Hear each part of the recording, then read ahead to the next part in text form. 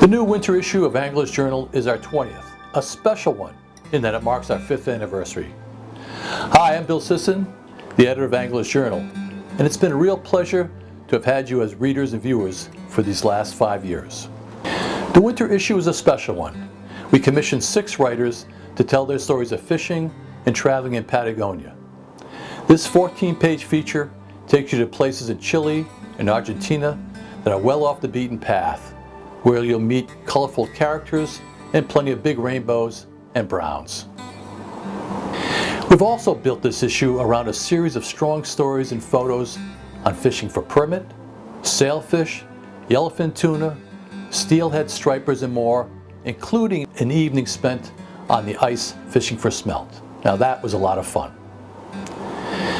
If I had to pick one story in the winter issue that really stands out for its unique photography, it would be the one on the small fishing village of Stonington, Maine,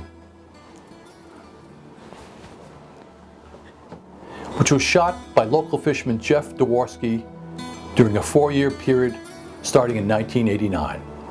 Jeff dropped out of school at age 14 and moved to Stonington from Massachusetts 3 years later. The son of a Harvard professor, he stayed and became one of the locals. Fishing has been the lifeblood of Stonington since its earliest days. Lobstering, crabbing, scalloping, shrimping, fishing for herring, and more.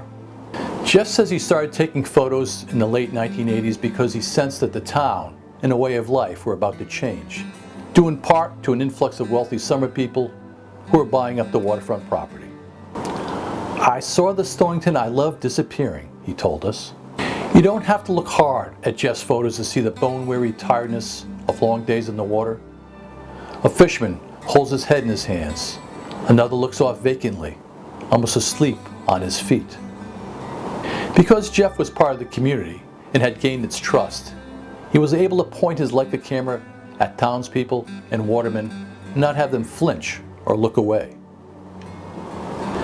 Jeff's photos capture a bygone era and a way of life before the world of smartphones, Wi-Fi, or artificial intelligence.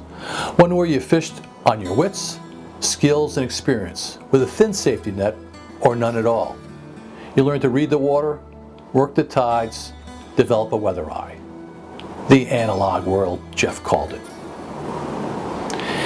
And you can see the artifacts of that analog world in his photos. A black rotary phone, pencil sharpener and roll-top desk, clothes drying on a line, wooden lobster traps, a steadying sail, clouds of cigarette smoke.